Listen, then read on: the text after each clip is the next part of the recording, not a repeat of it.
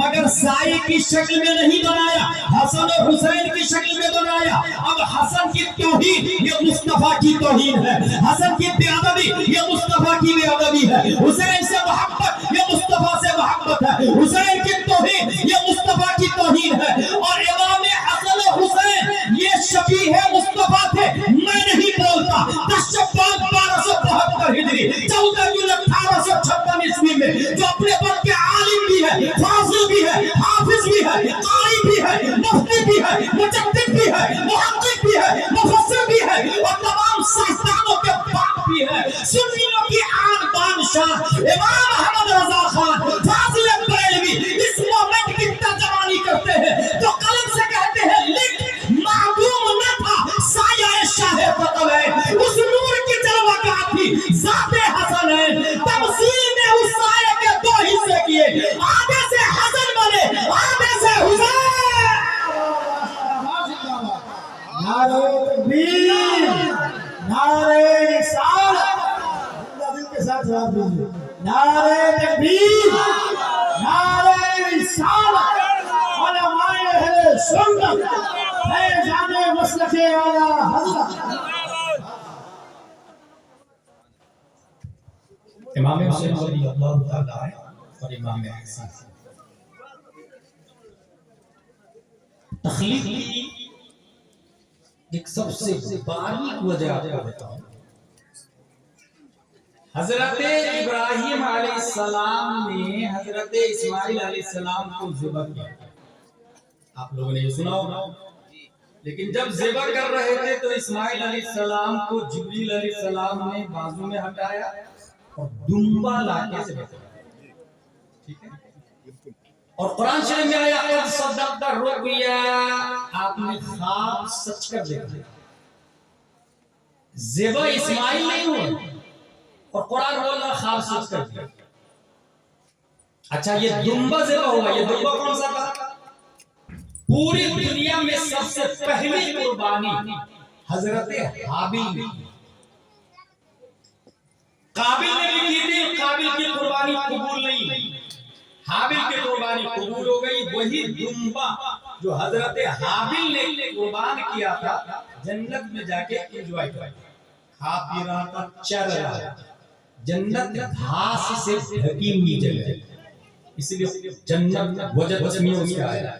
مجنون کو مجنون اس لیے کہتے ہیں کہ اس کی عقل ڈھک جاتی ہے، جنت کو جنت اس لیے کہتے ہیں کہ اس کی زمین گھاس سے ڈھکی ہوئی، just like garden, beautiful۔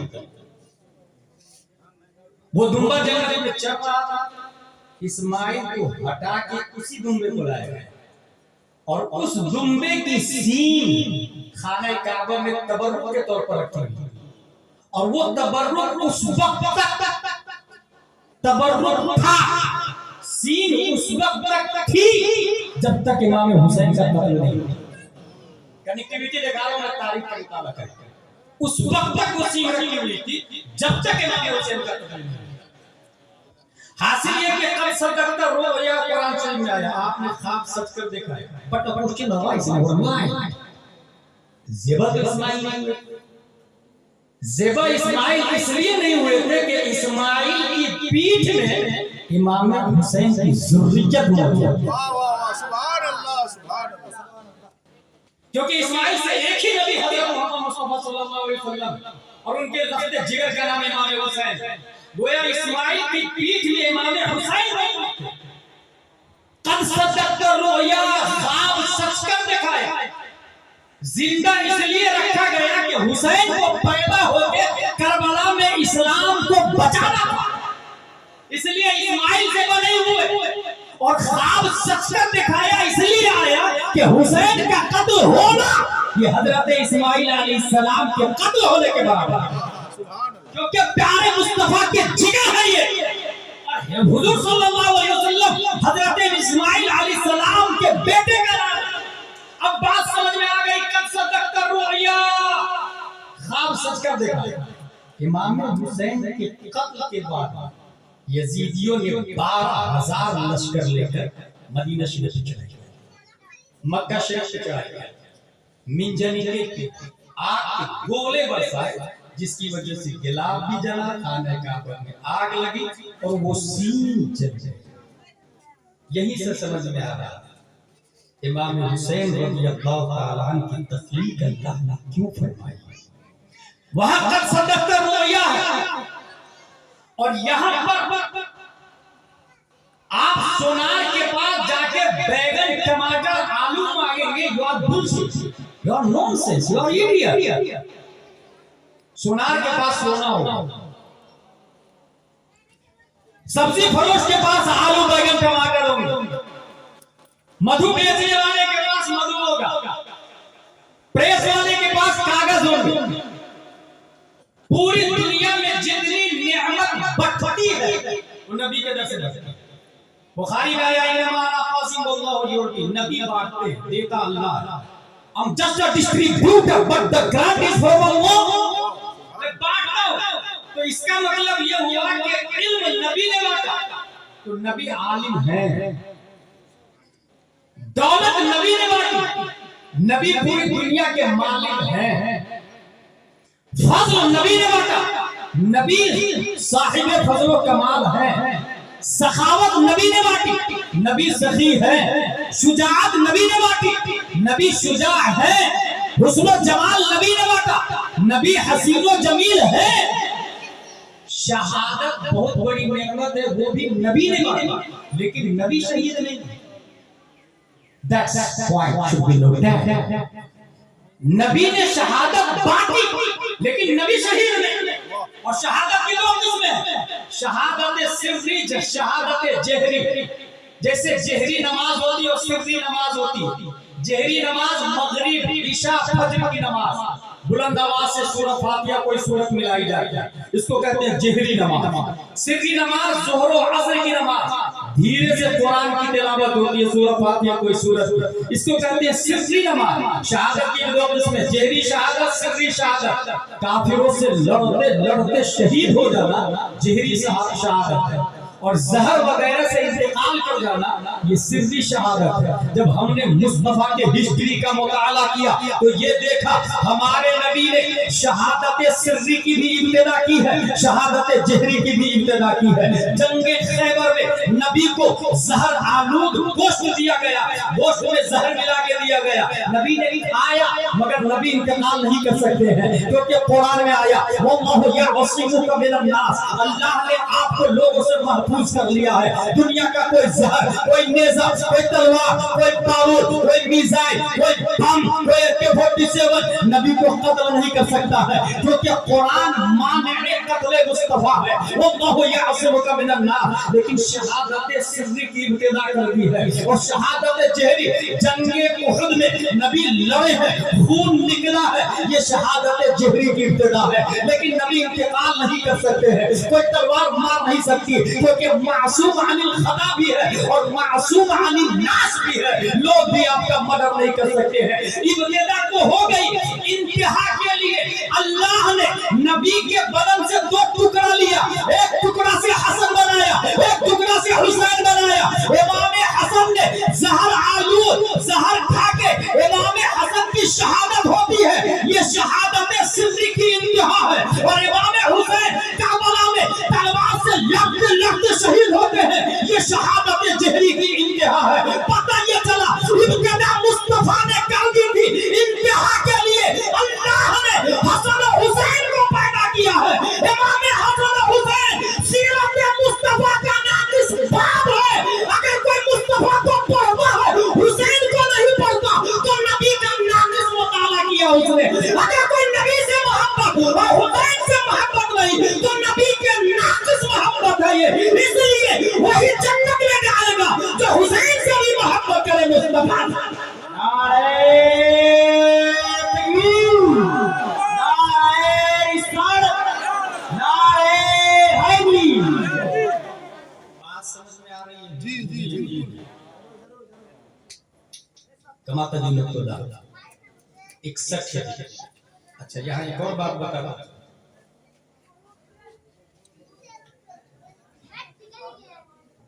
آپ کے یہاں اگر کسی کا انتقال ہو جاتا ہے، کیا گاؤں کا نام بتایا؟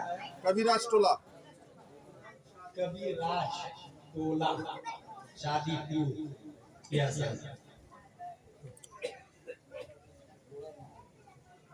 امام صاحب اللہ کا انتقال ہو چکا، نماز جنازہ حاصل کے بعد اعلان ہوا فلاں کا انتقال ہو چکا، انا للہ و انا الیہ راجعون، نماز جنازہ فلاں کا اتنے بجے ادا کی جائے گی۔ کل ہو گیا اس کے موبائل پہ ریڈنگ ہوتی ہے، فون آتا ہے، فلاں صاحب کا انتقال ہو چکا۔ کب 4 دن کے بعد کسی اور کوئی اور مل آیا، فلاں صاحب کا انتقال ہو چکا، 4 دن پہلے مینس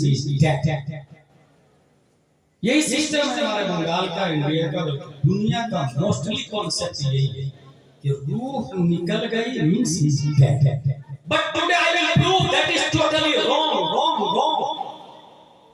روح کی بقا یہ زندگی نہیں ہے، اور روح کا نکلنا یہ موت ہے، اور دلیل ہمارے پاس حضور صلی اللہ تعالی علیہ وسلم ابو جہل سے کہتے ہیں قل لا الہ الا اللہ محمد رسول اللہ۔ ابو جہل سے نبی نے 1 بار 2 بار 3 بار جبریل علیہ السلام یا رسول اللہ او من کان میتا، یہ مردہ ہے، شروع کہتے ہیں اس کی روح کو ملک الموت آ کے نکال کے لے لی گئے، وہ قتل نبی کا پلان کر رہا، وہ عداوت میں نفرت میں زندگی گزار رہا، ذہن سازی کر رہا، فوج اکٹھا کر رہا نبی کو مارنے کے لیے، معاذ اللہ یا رب العالمین، مکے میں گھوم رہا، آزو بازو میں خبر پہنچوا رہا، ذہن سازی افراد سازی کر رہا۔ سوال یہ ہے کہ his eyes are watching Islam said he is dead, his hands are catching Islam said he is dead, his foot are walking Islam said he is dead, his heart is beating Islam said he is dead, his mind is working Islam said he is dead، کام کر رہا، بیوی بچوں والا، ہاتھ پاؤں آنکھ کان ناک سب کچھ، اور اسلام کیا بول رہا ہے یہ مردہ ہے۔ اس کا مطلب روح باقی رہے تو وہ زندہ ہے۔ بہتے سارے لوگ ہوں گے آپ کے بنگال میں، روح باقی ہوگی مگر حقیقت میں وہ زندہ نہیں ہوگی، مردہ ہوگا، جیسے ابو جہل مردہ۔ پھر زندہ کس کو کہتے ہیں؟ 1 ہجری 2 3 4 5 6 7 8 9 10 20 30 40 50 60 61 ہجری جب کربلا کی ہسٹری کا مطالعہ کرتے ہیں، مسلم بن عقیل کو ابن زیاد قتل کروا دیا، اسلام بولتا ہے زندہ ہے۔ حضرت قیس کی روح نکل گئی، اسلام بولتا ہے زندہ ہے۔ حضرت علی اصغر کے حلق کو تیر پار کر چکا، اسلام بولتا ہے زندہ ہے۔ حضرت علی اکبر جا چکے، اسلام بولتا ہے زندہ ہے۔ حضرت عباس کا بازو کٹا ہوا، اسلام بولتا ہے زندہ ہے۔ زہیر بن تین کی روح اسرائیل علیہ السلام لے گئے، اسلام بولتا ہے زندہ ہے۔ امام حسین بدن کربلا میں، سر دمشق میں، اسلام بولتا وَلَا تَحْسَبَنَّ الَّذِينَ قُتِلُوا فِي سَبِيلِ اللَّهِ أَمْوَاتًا۔ سوال پیدا ہوتا ابو جہل تو جیتے جی مر کیسے گیا، اور کربلا والے آقا مرنے کے بعد بھی اب زندہ کیسے ہے؟ مزاج ابو جہل نے جواب دیا، عداوت مصطفیٰ نے مجھے جینے نہیں دیا۔ کربلا والے حسین بولے عشق مصطفیٰ نے مجھے کبھی مرنے نہیں دیا۔ نعرہ تکبیر، نعرہ رسالت، نعرہ حیدری، مسلک اعلیٰ حضرت، غوث پاک کا دامن، رجا کا ہندوستان، نعرہ تکبیر، نعرہ رسالت۔ اس کا مطلب یہاں بھی مردے لوگ ہوں گے، بنگال میں بھی مردے لوگ ہوں گے، شادی پور میں بھی مردے لوگ ہوں گے۔ پہچانیں گے کیسے؟ پہچاننے کا ایک فارمولہ ہے، بخاری شریف کی حدیث ہے، اور وہ بھی یزید سے ریلیٹڈ ہے۔ لا يجد أهل المدينة الحزم إلا الماء كما ينمع الملح في الماء، یہ ہے بخاری شریف۔ جس نے اہل مدینہ کے ساتھ بغاوت کی وہ ایسے پگھلے گا جیسے پانی میں نمک۔ غور سے لفظ کو دیکھیں، ایسے پگھلے گا جیسے پانی میں نمک۔ یہ بوتل ہے میرے پاس، ایک اور بوتل، اگر اس میں اگر اس میں ایک میں نمک ڈالا، ٹھیک اور اس کو ملا اور پیٹ سے لے جا کے ایکسچینج کر، اور پھر آپ سے کہوں بتائیے اس میں نمک پہچان پائے گا؟ اب پہچاننے کے لیے قوت بصارت کام نہ کرے، اب پہچاننے کے لیے کیا کرنا ہوگا؟ قوت ذائقہ کام کرے۔ حدیث شریف کے اندر آیا جس نے اہل مدینہ کے ساتھ بغاوت کی ویسے پگھلے گا جیسے پانی میں نمک، اور تاریخ میں یہ بھی کہا سب سے پہلے اہل مدینہ کے ساتھ جس نے غداری کی ہے 12,000 یزید کی فوج ہے جو قتل حسین کے بعد مدینہ گئی۔ پتہ یہ چلا اس نے اہل مدینہ کے ساتھ غداری کی، صحابی جات کی عصمت دری کی، صحابہ کا خون کیا، 10,000 سے زیادہ لوگوں کو شہید کیا، مسجد نبوی میں اذان اور نماز پہ پابندی لگا دی، حرم میں گھوڑے بادے گھوڑے اور گھوڑوں نے لید کیا ماذ اللہ رب العالمین۔ تو اہل مدینہ کے ساتھ غداری یزید نے کی، اور نبی نے کیا فرمایا جس نے اہل مدینہ کے ساتھ بغاوت کی ویسے پگھلے گا جیسے پانی میں نمک۔ نمک کا وجود ہے، نمک ختم نہیں ہوا ہے، شکل بدل گئی ہے، جھنڈا نہیں ہے، پہچان نہیں ہے، سسٹم نہیں ہے، لباس نہیں ہے، اس نمک کا کوئی کلر نہیں ہے، ٹوپی نہیں ہے، اس کا کوئی سمبل نہیں ہے۔ پتہ یہ چلا یزیدی ہے مالدہ میں بھی، کلیا چک میں بھی، بنگال میں بھی، بھارت اور دنیا میں یزیدی ہے، مگر کوئی ٹوپی نہیں ہے یزید کی، کوئی کرتا پاجامہ نہیں ہے، کوئی کلر نہیں ہے، کوئی لباس نہیں ہے، کوئی سلسلہ نسب بھی نہیں ہے، اور نہ ہی سلسلہ بیت ہے۔ کوئی یہ نہیں بولتا میرا باپ یزید ہے، کوئی یہ نہیں بولتا میرا سلسلہ نسب یزید تک پہنچتا، کوئی یہ نہیں بولتا یہ یزیدی کرتا پاجامہ ہے۔ کیوں نہیں بولتا؟ جبکہ چپکے سے یزید کو امیر المومنین بھی کہتا ہے، مگر کھل کر کے میدان میں کوئی نہیں آتا۔ پتہ کیا چلا کہ یزیدی ہے، اب دیکھنے سے نہیں سمجھ میں آئے گا، چکھنے سے سمجھ میں آئے گا۔ چکھنے سے محرم کی پہلی تاریخ نکلی، ایک طرف سبیل ہے، لنگر ہے، نیاز ہے، کھچڑا ہے، ذکر حسین ہے، میدان کربلا کی ہسٹری ہے، جلسہ ہے، شہادت کربلا ہے، تاریخ کربلا ہے، لنگر حسین ہے۔ جس نے کہا جائز ہے وہ حسینی ہے، اور جس نے کہا حرام وہی وقت کا یزید ہے۔ نعرہ تکبیر، نعرہ رسالت، ذکر شہدائے کربلا، ذکر شہدائے کربلا، حضرت علامہ مفتی غلام جیلانی ازہری صاحب قبلہ۔ واہ کیا جملہ! اچھا، جس وقت امام حسین کا سر لے کے گورنر ہاؤس میں رکھا ابن زیاد نے، یہ گورنر ہاؤس کوفہ کا ٹھیک 6 سال کے بعد ابن زیاد کا سر وہیں پہ رکھا ہوا تھا، اور یہ سر کس نے قلم کیا تھا؟ مختار بن عبید الثقفی۔ اسی گورنر ہاؤس میں مختار بن عبید الثقفی کا بھی سر تھا۔ یہ کس نے رکھا تھا؟ عبداللہ بن زبیر۔ میرے بھائی، امام حسین رضی اللہ تعالی عنہ کا قتل تو کر دیا، بہت خوش، بہت خوش، مگر ابن سعد جس وقت مختار بن عبید الثقفی غالب آیا اپنے چند لوگوں کو بھیجا، جا ابن سعد کو بلا کے لا۔ ابن سعد کی ہسٹری امام صاحب سے سنی ہوگی آپ نے، عشرہ مبشرہ میں سے ہے ان کے مالی سے، سعد بن وقاص جنتی ان کا بیٹا ہے۔ اس کا مطلب بیٹا جہنمی ہو سکتا، لیکن بیٹے کے جہنمی ہونے کی وجہ سے باپ پہ انگلی نہیں اٹھتی۔